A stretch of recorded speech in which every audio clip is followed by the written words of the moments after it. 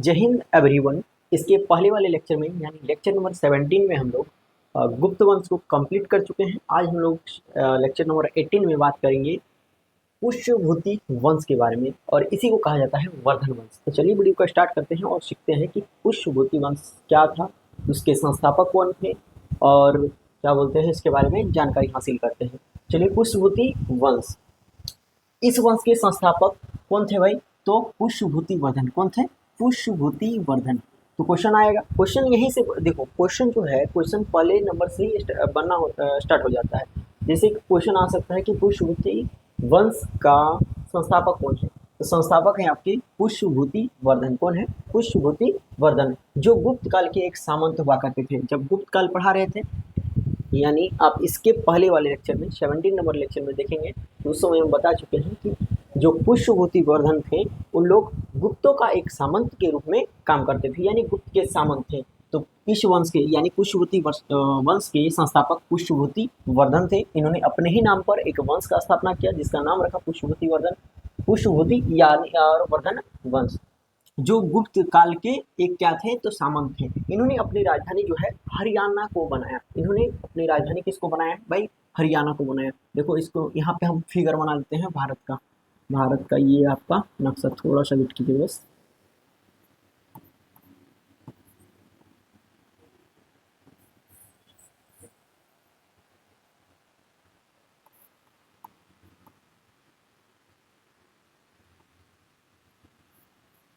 थोड़ा सा बन गया, ठीक है, चलेगा। तो ये आपका हो गया हरियाणा का थानेश्वर। यहाँ पे इन लोगों ने क्या किया? तो अपना राजधानी को बनाया। कौन बनाया भाई? तो पुष्यभूति वर्धन जी ने बनाया। इसकी प्रथम राजधानी क्या हो जाएगी? तो प्रथम राजधानी आपका वही हो जाएगा थानेश्वर। वही क्या हो जाएगा? तो थानेश्वर। तो क्वेश्चन आएगा कि वर्धन वंश की राजधानी कहाँ थी? तो थानेश्वर थी। थाने लिख दिए हैं इसीलिए। चलो, इस वंश का अगला शासक जो बनता है वो इसका बेटा यानी पुष्यभूति वर्धन का बेटा, जिनका नाम रहता है प्रभाकर वर्धन। क्या नाम रहता है? प्रभाकर वर्धन। तो प्रभाकर बनता है अगला शासक। इसकी मृत्यु हो जाएगी। इसकी मृत्यु हो जाने के बाद कौन बनेगा? तो प्रभाकर वर्धन, क्योंकि ये अपना जो संस्थापना किए उसके बाद थोड़ा बहुत काम किए होंगे जो काम लायक नहीं होगा, तो हिस्ट्री में उतना जगह नहीं दिया गया, तो इसको फिर हटा दिया गया और इसके बाद आ गया आपका कौन सा शासक? तो प्रभाकर वर्धन। इसका मतलब ये थोड़ी कि तुरंत आया, स्थापना किया और मर गया। इसका मतलब ये नहीं होता है। इतिहास में सबको सब चीज़ लिखना होता है ना, मोटा नहीं करना है इतिहास को, मतलब समझा के अच्छे ढंग से लिखना है। तो इसीलिए इसके बारे में इतना ही बताया गया। थोड़ा बहुत और बताया गया होगा, अगर क्वेश्चन पूछा होगा तो हम उसको भी ले आएंगे और बता देंगे उस टाइम पे। चलो, तो अगला शासक पुष्यभूति वर्धन के बाद अगला शासक कौन बनता है आपका? प्रभाकर वर्धन बनता है। अच्छा, प्रभाकर बनता है। प्रभाकर वर्धन की पत्नी का नाम था यशोमती। इनकी पत्नी का क्या नाम था भाई? तो इनकी पत्नी का नाम था यशोमती। क्या नाम था? यशोमती। इन्होंने परम भट्टारक और महाधिराज की उपाधि धारण की। अब बोलेंगे कि भट्टाकर का मतलब क्या होता है? भट्टारक का मतलब क्या होता है? तो भट्टारक का मतलब होता है राजा। क्या नाम होता है, क्या मतलब होता है? तो राजा। तो इन्होंने परम राजा की उपाधि धारण की या फिर परम भट्टारक की उपाधि धारण की। और कौन सी उपाधि धारण की? तो महाधिराज की उपाधि धारण की। तो क्वेश्चन आएगा कि वर्धन वंश में परम भट्टारक की उपाधि धारण करने वाले शासक का नाम क्या हो जाएगा? प्रभाकर वर्धन। अच्छा, वर्धन वंश में महाधिराज की उपाधि धारण करने वाला शासक कौन था? तो आपका प्रभाकर वर्धन। इनकी पत्नी का क्या नाम था? यशोमती। क्या नाम था? यशोमती। चलो, यहाँ तक समझ में आ गया। इस वंश का सबसे शक्तिशाली शासक कौन था? तो आपका यही था प्रभाकर वर्धन ही। प्रभाकर वर्धन जो है पुष्यभूति वंश का सबसे प्रतापी शासक के रूप में या फिर सबसे शक्तिशाली शासक के रूप में काम किया। इनके जो है 3 संतान थी। प्रभाकर वर्धन के 3 संतान थी। प्रभाकर के 3 गो संतान। अच्छा, नाम क्या था भाई? तो नाम था एगो पहला का राजवर्धन। पहला का राजवर्धन, राजवर्धन लिख देते हैं। उसके बाद दूसरा का नाम था हर्षवर्धन। दूसरा का नाम था हर्षवर्धन, एच लिख देते हैं। और आपका तीसरा का नाम था राजश्री। राजश्री, इसको भी आर लिख देते हैं। राजवर्धन, हर्षवर्धन और राजश्री। राजवर्धन, हर्षवर्धन और राजश्री, 3 गो इनकी संतान थी। किसकी संतान? तो प्रभाकर वर्धन जी की। चलो, और राजश्री का विवाह क्या हो जाता है? तो राजश्री का विवाह हो जाता है आपका कन्नौज के राजा ग्रहवर्मन से। कन्नौज के राजा ग्रहवर्मन से। ये आपका हो गया उत्तर प्रदेश और यहाँ पे आ जाएगा आपका कन्नौज। तो यहाँ के राजा थे ग्रहवर्मन। कौन थे? ग्रहवर्मन। इनके साथ हो जाता है रायश्री का विवाह। जब विवाह हो जाता है ग्रहवर्मन से तो ग्रहवर्मन के क्या बोलते हैं, ग्रह खराब हो जाते हैं। और यहाँ के जो राजा थे, यहाँ के क्या नाम था इसका, मालवा के राजा, जिनका नाम था देवगुप्त। मालवा के राजा देवगुप्त। तो मालवा के राजा ने क्या किया, तो ग्रहवर्मन की हत्या कर दी। मालवा के राजा ने, मालवा का राजा क्या नाम था, मालवा का राजा का नाम था देवगुप्त। क्या नाम था? देवगुप्त। देवगुप्त। देवगुप्त ने ग्रहवर्मन की हत्या कर दी। ग्रहवर्मन की हत्या कर दी। उसके बाद इसकी पत्नी यानी राजश्री को दौड़ा दिया, और ऐसा दौड़ाया कि राजश्री को भाग के जंगल तरफ जान बचा के भागना पड़ा। तो राजश्री चल गई जंगल में। राजश्री कहाँ चल गई? तो जंगल में। इसके पति यानी ग्रहवर्मन की हत्या कर दी गई। अब यहाँ कौन कौन बचा है? तो यहाँ बचा है आपका राजवर्धन और हर्षवर्धन। जब ग्रहवर्मन मर गया देवगुप्त के द्वारा, तो यहाँ जो बचा था आपका राजश्री का भाई, जिनका नाम था राजवर्धन। तो राजवर्धन ने क्या किया, तो राजवर्धन ने उठ के आके देवगुप्त को मार दिया, देवगुप्त की हत्या कर दी। राजवर्धन ने देवगुप्त की हत्या कर दी। यहाँ पे फिर एक शासक था जिनका नाम था क्या नाम था उसका, तो उसका नाम था गौड़ का शासक शशांक। क्या नाम था? गौड़ का शासक शशांक। यहाँ का शासक कौन था? शशांक। गौड़ यानी बंगाल, बंगाल का शासक था शशांक। तो शशांक ने क्या किया, तो राजवर्धन का हत्या कर दिया।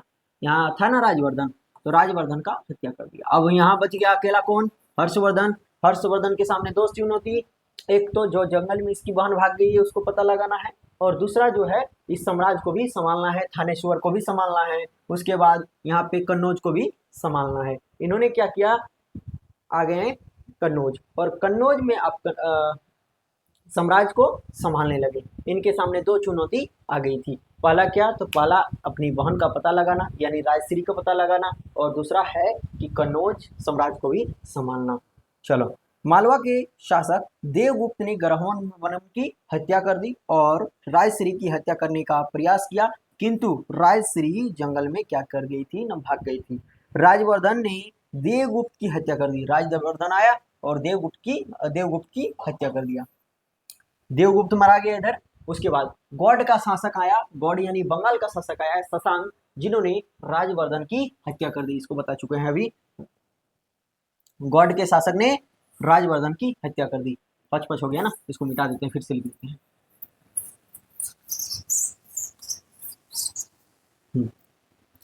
ये समझो आपका भारत है। यहाँ पे है आपका थानेश्वर, यहाँ पे आपका है कन्नौज, यहाँ पे आपका है मालवा, और यहाँ पे आपका है गौड़। यहाँ पे कौन कौन रहेगा, तो यहाँ पे रहेगा आपका राजश्री, राजवर्धन और हर्षवर्धन। राजश्री, राजवर्धन और हर्षवर्धन। यहाँ पे कौन रहेगा, तो यहाँ पे रहेगा आपका कन्नौज का राजा। कन्नौज का राजा कौन है? देवगुप्त। यहाँ पे हो जाएगा आपका देवगुप्त। उसके बाद मालवा के राजा कौन है, तो मालवा के राजा हो जाएंगे आपके, अच्छा मालवा के राजा थे ना देवगुप्त, वो तो ग्रहवर्मन थे ना। कन्नौज के राजा ग्रहवर्मन, सॉरी, हाँ, कन्नौज के राजा ग्रहवर्मन जी लिख देते हैं, और मालवा के राजा आपका देवगुप्त, और यहाँ गौड़ के राजा आ जाएंगे आपका शशांक।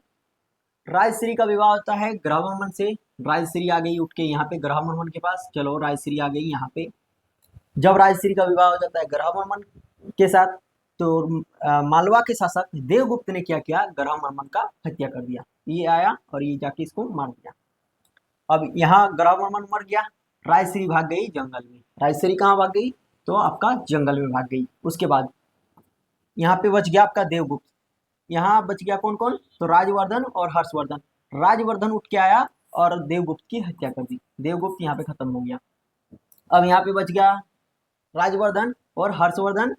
राजश्री तो है नहीं, जंगल में भाग गई है। अब यहाँ गौड़ के राजा है शशांक। शशांक आया और शशांक आके क्या किया है, तो राजवर्धन को मार दिया। अब यहाँ पे बच गया है बस हर्षवर्धन। कौन बच गया है, तो मालवा क्या बोलते हैं इसको, थानेश्वर में बच गया है बस राजवर्धन।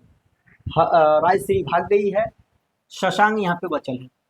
हर्षवर्धन उठ के आता है और शशांक की हत्या कर देता है। शशांक भी खत्म हो गया है, शशांक खत्म हो गया है। तो अब यहाँ पे बच गया है सिर्फ हर्षवर्धन और इसकी बहन जो भाग गई है। हर्षवर्धन के सामने चुनौती आती है कि साम्राज्य को भी चलाना है, थानेश्वर को भी देखना है, अपनी बहन का साम्राज्य को भी चलाना है यानी कन्नौज को भी देखना है और बहन का पता भी लगाना है। यहाँ तक समझ में आ गया होगा। चलो,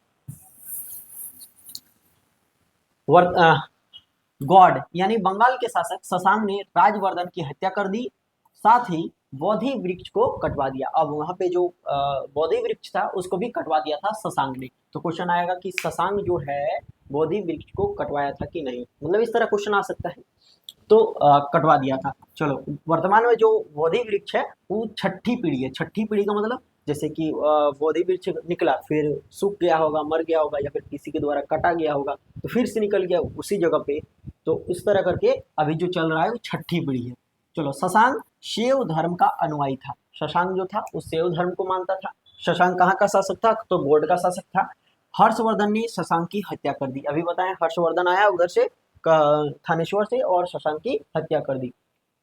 हर्षवर्धन के सामने दो चुनौती। पहला क्या है? तो राजश्री का पता लगाना। राजश्री कौन है? तो हर्षवर्धन की बहन, और जबकि इसका भाई मर चुका है जिनका नाम है राजवर्धन। चलो, राजवर्धन खत्म हो चुका है। और साम्राज्य को संभालना। हर्षवर्धन ने दिवाकर नामक बौद्ध भिक्षुक के सहयोग से राजश्री का क्या किया? तो पता लगाया। तो क्वेश्चन आ सकता है कि राजश्री का पता लगाने के लिए हर्षवर्धन ने किसको भेजा था? तो दिवाकर को भेजा था। वो कौन था? तो बौद्ध धर्म का बौद्ध भिक्षुक था। चलो, हर्षवर्धन ने अपनी राजधानी कन्नौज को बना दिया। अब जो थानेश्वर था इसकी राजधानी, अब थानेश्वर ना होकर मिडिल में कर दिया, क्योंकि यहाँ से मिडिल से दोनों को भी देख सकता था, थानेश्वर को भी और पूरे कन्नौज के साम्राज्य को भी। कन्नौज को बनाया और अपने साम्राज्य को संभालने लगा।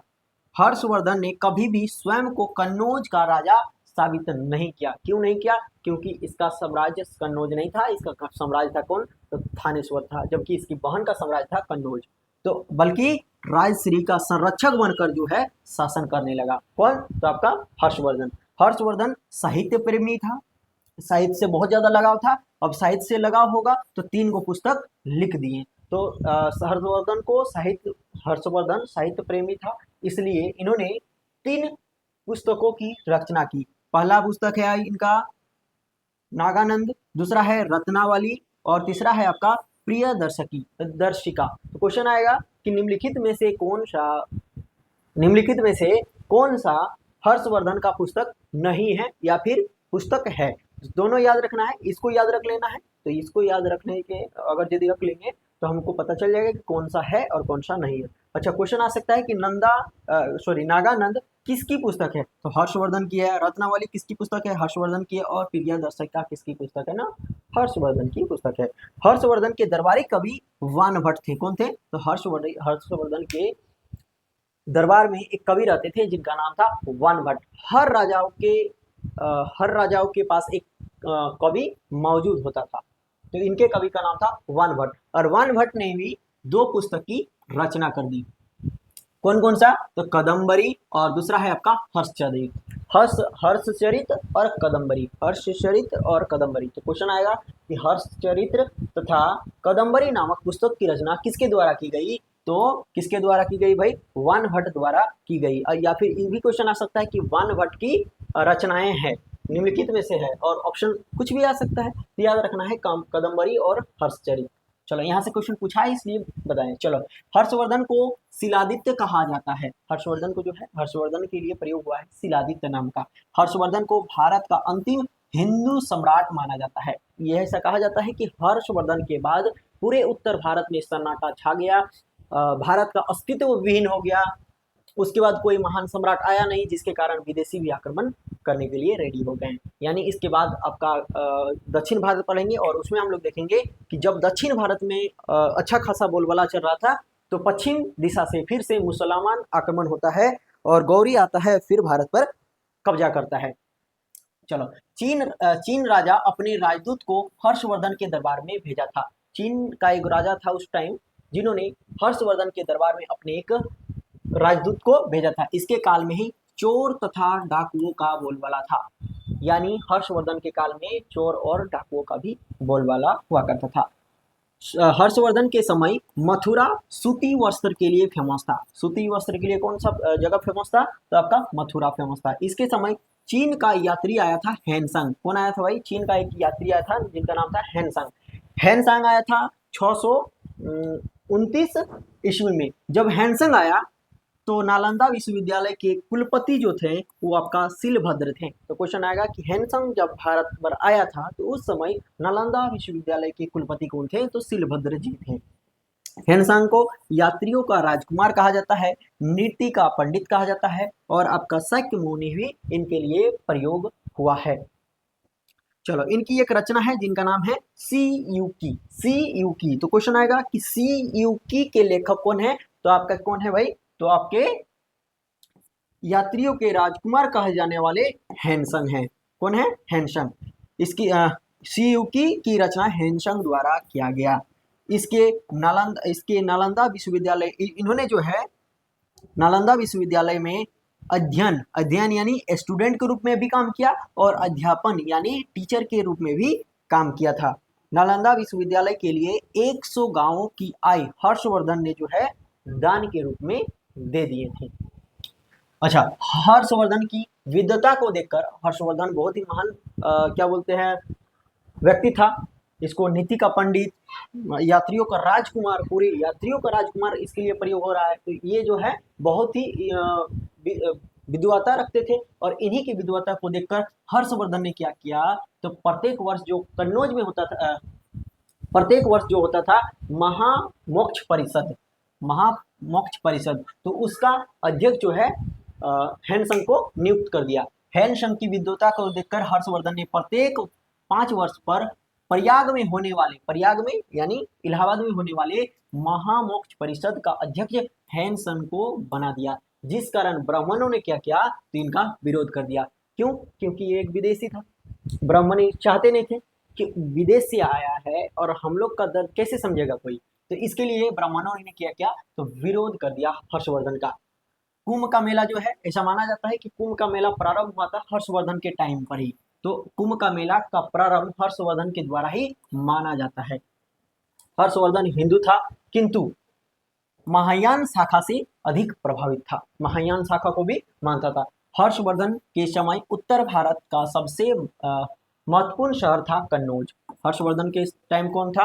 तो सबसे महत्वपूर्ण शहर की अगर बात करें तो कन्नौज था, जबकि सूती वस्त्र के लिए फेमस था आपका मथुरा। इसके समय कन्नौज में बहुत बड़े बौद्ध सम्मेलन का आयोजन हुआ था और ऐसा कहा जाता है कि ये आपका पांचवी बौद्ध समिति था। हर्षवर्धन समस्त उत्तर भारत को जीत लिया था किंतु कश्मीर पर आक्रमण करा, लेकिन कश्मीर के क्षेत्र को अपने साम्राज्य में नहीं मिला पाया। हर्षवर्धन ने दक्षिण भारत अभियान भी प्रारंभ किया और नर्मदा नदी के तट पर जो है दक्षिण भारत का एक शासक था जिनका नाम था चालुक्य शासक था जिनका नाम था पुलकेशिन द्वितीय। इसके बाद जस्ट पढ़ना है दक्षिण भारत के बारे में। तो पुलकेशिन द्वितीय से यह क्या हुआ? तो हार गया। ऐसा इसकी जानकारी हम लोग को कहां से मिलेगी? तो पुलकेशिन द्वितीय ने क्या किया है? कर्नाटक में एक अभिलेख लिख दिया है, एहोर अभिलेख। तो एहोर अभिलेख से हम लोग को जानकारी मिलती है कि किस प्रकार हर्षवर्धन ने दक्षिण भारत पर कब्जा करने के लिए आक्रमण किया था, लेकिन उसके आक्रमण को विफल कर दिया पुलकेशिन द्वितीय ने। और यह पुलकेशिन द्वितीय का ही है अभिलेख, एहोर अभिलेख। तो क्वेश्चन आ सकता है कि एहोर अभिलेख किस शासक का है? तो पुलकेशिन द्वितीय का है। कहां पर है? कर्नाटक में है। चलो, 647 ईस्वी में हर्षवर्धन की मृत्यु हो गई। हर्षवर्धन की कोई भी संतान नहीं थी, जिस कारण वर्धन वंश का क्या हो गया? न पतन हो गया। वर्धन वंश की मृत्यु के बाद उत्तर भारत की राजनीति शून्य यानी सन्नाटा की स्थिति में आ गई। उत्तर भारत में कोई भी महान शासक नहीं हुआ हर्षवर्धन के बाद। अब हर्षवर्धन नहीं रहा तो उत्तर भारत पूरा ही खाली हो गया है। अब दक्षिण भारत में थोड़ा बहुत चालुक्य वंश, चोल वंश, पांड्य वंश इसका बोलबाला है। अब उत्तर भारत पूरा खाली है। अब उत्तर भारत फिर से एक अवसर की तरह दिखने लगा पश्चिम के लोगों को। इतिहास में हर्षवर्धन की मृत्यु को युग परिवर्तन, अब एक युग परिवर्तन होगा। देखो, अब यहाँ पे कोई महाराजा है नहीं भारत का, जो होंगे वो सामंत के रूप में काम कर रहे होंगे और छोटे मोटे राजा होंगे। तो छोटे मोटे राजा बड़े राजाओं का क्या बोलते हैं ना, बड़े राजाओं को हरा नहीं सकते हैं और उनका मुकाबला नहीं कर सकते हैं।